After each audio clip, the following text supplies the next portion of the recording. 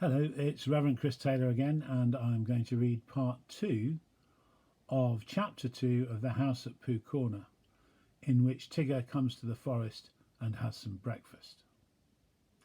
If you remember yesterday, Tigger had surprised Pooh in the middle of the night with a warra warra warra warra warra, and in turn had been surprised by a tablecloth, had tried honey, not enjoyed it, had tried acorns with Piglet and not enjoyed the acorns, and they were just on their way to see Eeyore, and they'd come to the part of the forest where Eeyore was. "Hello, Eeyore," said Pooh. "This is Tigger." "What is?" said Eeyore. "This," explained Pooh and Piglet together, and Tigger smiled his happiest smile and said nothing. Eeyore walked all round Tigger one way, then turned and walked all round him the other way. "What did you say it was?" he asked. "Tigger." "Ah," said Eeyore. "He's just come," exclaimed Piglet. "Ah," said Eeyore again. He thought for a long time and then said, "When is he going?" Pooh explained to Eeyore that Tigger was a great friend of Christopher Robin's who'd come to stay in the forest, and Piglet explained to Tigger that he mustn't mind what Eeyore said, because he was always gloomy. And Eeyore explained to Piglet that, on the contrary, he was feeling particularly cheerful this morning, and Tigger explained to anybody who was listening that he hadn't had any breakfast yet. "I knew there was something," said Pooh. "Tiggers always eat thistles. So that was why we came to see you, Eeyore." "Don't mention it, Pooh." "Oh, Eeyore, I didn't mean that I didn't want to see you." Quite. But your new stripy friend, naturally, he wants his breakfast. What did you say his name was?" "Tigger." "Then come this way, Tigger." Eeyore led the way to the most thistly-looking patch of thistles that ever there was, and waved a hoof at it. "A little patch I was keeping for my birthday," he said. But after all, what are birthdays? Here today and gone tomorrow. Help yourself, Tigger." Tigger thanked him and looked a little anxiously at Pooh. "Are these really thistles?" he whispered. "Yes," said Pooh. "What Tiggers like best?" "That's right," said Pooh. "I see," said Tigger. So he took a large mouthful and he gave a large crunch. "Ow!" said Tigger. He sat down and put his paw in his mouth.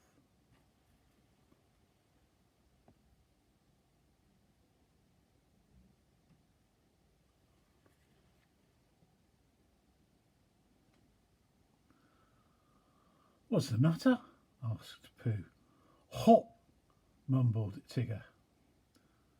"Your friend," said Eeyore, "appears to have bitten on a bee."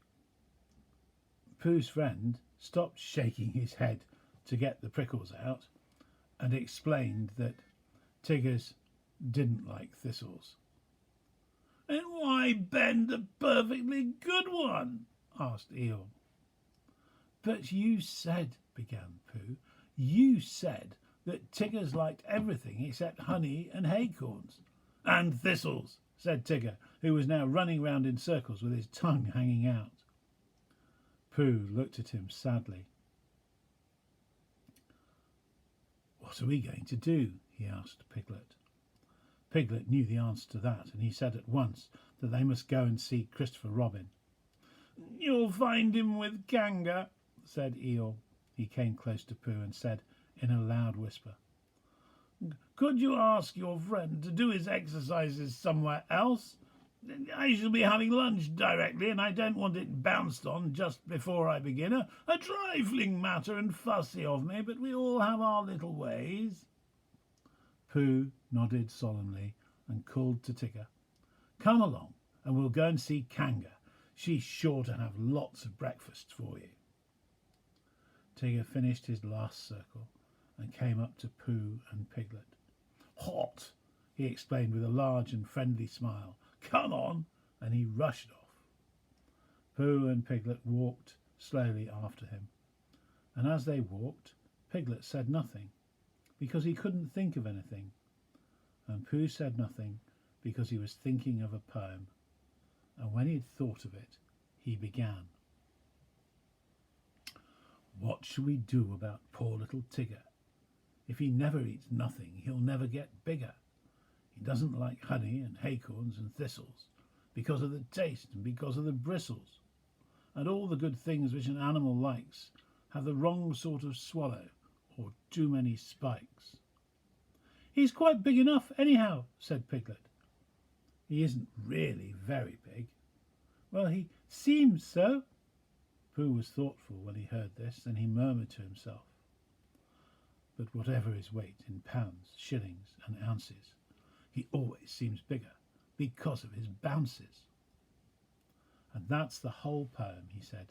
Do you like it, Piglet? All except the shillings, said Piglet. I don't think they ought to be there. They wanted to come in after the pounds, explained Pooh, so I let them. It's the best way to write poetry, letting things come. Oh, I don't know, said Piglet.